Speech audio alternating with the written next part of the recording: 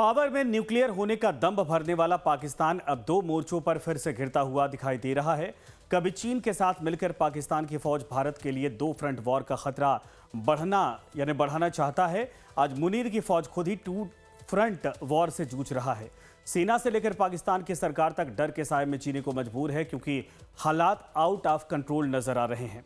एक तरफ बलूचिस्तान में अलगाव की आग फिर से तेज हो रही, तो दूसरी तरफ पाकिस्तान अधिकृत जम्मू कश्मीर में अब सिर्फ महंगाई या फिर बिजली पानी का मुद्दा नहीं रह गया, बल्कि पाकिस्तान का थोपा प्रशासन और उसके पूरे नैरेटिव को चुनौती दी जा रही है।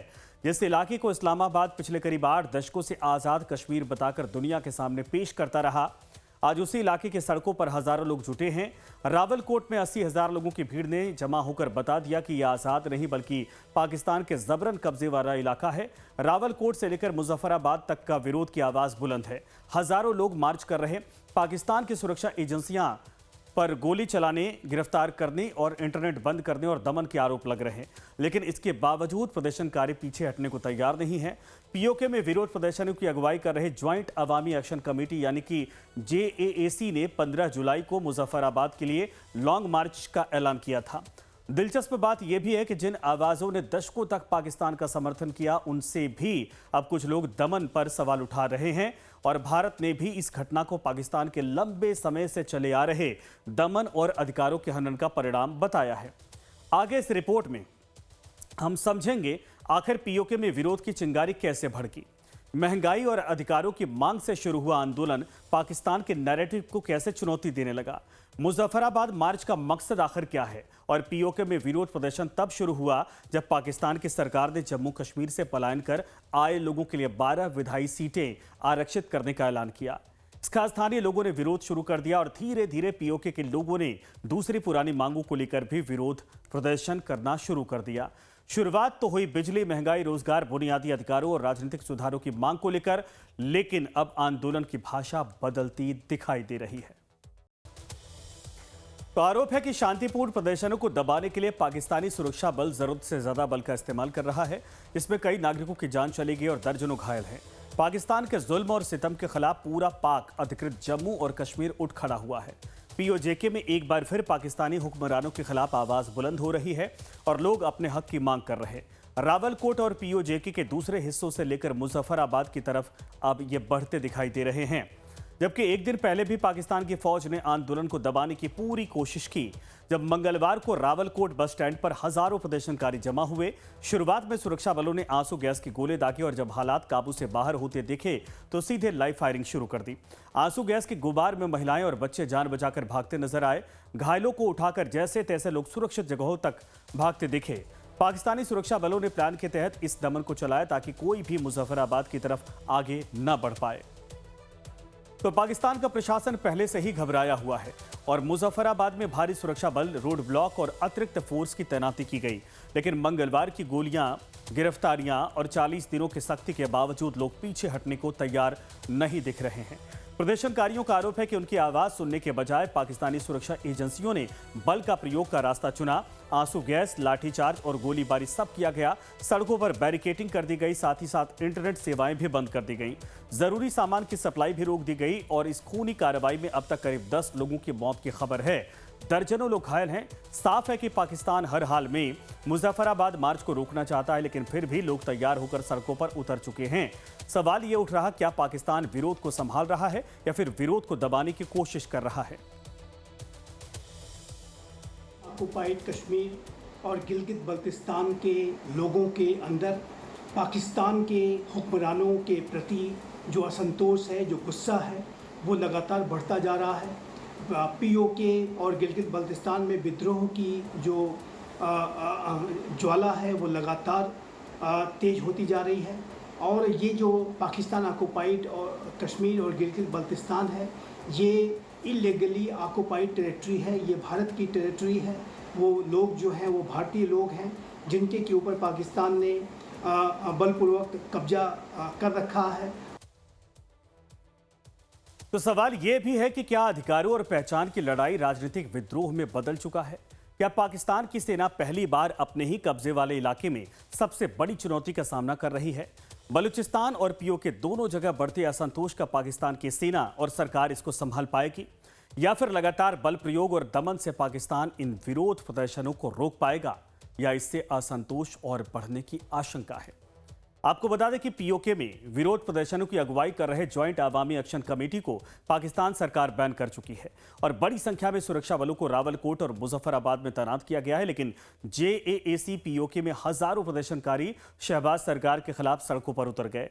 जेएएसी की अगुवाई में चल रहे इस आंदोलन में 38 सूत्रीय मांग पत्र दिया गया है, जिसमें अधिकारों और दमन खत्म करने की भी मांग शामिल है, जिनमें राजनीतिक अधिकार, आरक्षित सीटों का विरोध, महंगाई से राहत, सस्ती बिजली, इसके अलावा रोजगार, साथ में आपको बता दें कि प्रशासनिक सुधार और दमन खत्म करने की मांग भी शामिल है। ये वो बड़ी मांगे हैं जो हम आपको बता रहे हैं और इन मांगों के साथ आंदोलन सिर्फ आर्थिक नहीं बल्कि राजनीतिक शक्ल लेने लगा है। प्रदर्शनकारियों की अगुवाई कर रही जेएएसी पाकिस्तान सरकार और सेना के लिए सबसे बड़ी परीक्षा इस वक्त बन चुकी है। पाकिस्तान के हुक्मरानों के द्वारा पाकिस्तान ऑक्युपाइड कश्मीर और गिलगित बल्तिस्तान की जनता के साथ लगातार छल किया गया है, धोखा दिया गया है और ये जो कानून व्यवस्था का संकट तो है ही, उन्हें राजनीतिक साजिश के तहत भी लगातार उनका शिकार किया जा रहा है। ये जो टेरिटरी है वो भारत की टेरिटरी है, लेकिन उसके ऊपर पाकिस्तान ने बलपूर्वक अपना अधिकार कर रखा है। इस पूरे आंदोलन की सबसे महत्वपूर्ण बात सिर्फ भीड़ नहीं बल्कि वो नैरेटिव है जो पहली बार इतनी खुलकर सामने आता दिखाई दे रहा है। कुछ आंदोलनकारी नेताओं ने सार्वजनिक मंच से पाकिस्तान के आधिकारिक दावे को चुनौती दी और कहा यह इलाका आजाद नहीं बल्कि पाकिस्तान के नियंत्रण वाला क्षेत्र है और यह ऐलान भी कि जीत तक पीछे नहीं हटेंगे। यह बयान इसलिए भी महत्वपूर्ण माना जा रहा है क्योंकि पाकिस्तान सालों से इस इलाके को अपने राजनीतिक प्रचार का सबसे बड़ा आधार बनाता रहा है, लेकिन यहां के लोगों ने पाकिस्तान के आधिकारिक नैरेटिव पर नई बहस छेड़ दी है। पाकिस्तान की शहबाज शरीफ सरकार के लिए 15 जुलाई के बाद एक एक दिन बेहद अहम होने जा रहा है क्योंकि पाकिस्तान के कब्जे वाले जम्मू कश्मीर में मुजफ्फराबाद तक बड़ा मार्च हो रहा है और जिसे लेकर पूरे इलाके में तनाव चरम पर है। ये मार्च ऐसे वक्त में हो रहा जब सिर्फ एक दिन पहले पाकिस्तानी सुरक्षा बलों ने निहत्थे प्रदर्शनकारियों पर बेरहमी से गोलियां चला दी थी। अब देखना होगा कि पाकिस्तान के यानी पाक के सेनाध्यक्ष आसिम मुनीर इस मार्च को रोकने के लिए अब अपना कौन सा बेरहम चेहरा दिखाते हैं। दिलचस्प बात यह भी है कि पाकिस्तान की नीतियों पर अब ऐसी आवाजें भी सवाल उठा रही जो लंबे वक्त तक कश्मीर मुद्दे पर इस्लामाबाद के रुख के करीब मानी जाती रही हैं। मीरवाइज उमर फारूक ने पीओके में नागरिकों पर बल प्रयोग को लेकर चिंता जाहिर की और कहा कि जनता की जायज मांगों को बल के सहारे दबाया नहीं जा सकता। राजनीतिक विश्लेषकों की नजर में जम्मू कश्मीर के अलगाववादियों के स्टैंड में यह बदलाव और बयान इस पूरे घटनाक्रम में पाकिस्तान के लिए खतरे की घंटी है। तो पाकिस्तान के जबरन कब्जे वाले कश्मीर में जो कुछ हो रहा है वो पाकिस्तानी फौज से लेकर सरकार तक जिस दबाव में है उस पर भारत सरकार की भी नजर है। यही वजह कि एमईए ने भी इस पर अपनी प्रतिक्रिया दी। विदेश मंत्रालय का कहना है कि पीओके में जो कुछ हो रहा वो अचानक पैदा हुए हालात नहीं है। देखिए, पाकिस्तान अधिकृत जम्मू कश्मीर में चल रहे विरोध प्रदर्शन पाकिस्तान द्वारा अपने अवैध और जबरन कब्जे वाले क्षेत्रों में दशकों से चल रहे शोषण, मौलिक अधिकारों का हनन और प्रशासनिक उत्पीड़न, एडमिनिस्ट्रेटिव ऑपरेशन का सीधा परिणाम है और प्रमाण भी है। इसमें असहाय लोग, जिसमें महिलाएं भी हैं और बच्चे भी हैं, उनके खिलाफ कार्रवाई की गई है। भोजन और दवाओं जैसी आवश्यक चीजों को रोका गया है। इंटरनेट ब्लैकआउट को लागू किया गया है और निहत्थे नागरिकों पर के खिलाफ घातक बल का प्रयोग करना भी शामिल है, जिसके परिणाम स्वरूप कई दुखद मौतें हुई हैं, जिसके बारे में आप जानते हैं। हम यह उम्मीद करते हैं कि अंतर्राष्ट्रीय समुदाय इन घोर दुर्व्यवहारों के लिए पाकिस्तान को जिम्मेवार ठहराएगी। तो पाकिस्तान की मुसीबत का दूसरा हिस्सा बलूचिस्तान है, यानी दोनों जगह अलग अलग कारणों से असंतोष बना हुआ है। एक जगह पाक फौज अत्याचार कर रही तो दूसरी तरफ पाक फौज पर कहर ढाया जा रहा, मुंह की खानी पड़ रही। बलूचिस्तान तो पाकिस्तान से अलग होने की ठान चुका है। दोनों मोर्चों पर बढ़ते तनाव ने पाकिस्तान की सरकार और सेना के सामने सुरक्षा और राजनीतिक चुनौती जरूर बढ़ा दी है।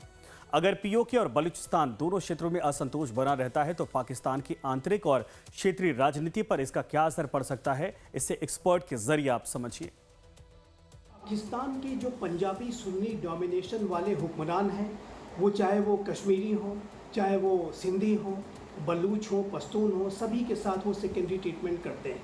और पीओके और बलूचिस्तान में तो हालात लगातार बिगड़ते जा रहे हैं। पश्तून आबादी भी अपने स्वतंत्र पश्तूनिस्तान की मांग कर रही है। सिंधियों के अंदर भी सिंध देश को बनाने का स्वप्न है। और जाहिर है कि ये पंजाब के जो पंजाबी जो पाकिस्तान के पंजाबी सुन्नी डोमिनेशन वाले हुक्मरान हैं, ये अन्य आइडेंटिटीज़ के प्रति सेकेंडरी ट्रीटमेंट करते हैं। तो खबरों का सिलसिला आगे भी लगातार जारी रहेगा। आप बने रहिए हमारे साथ।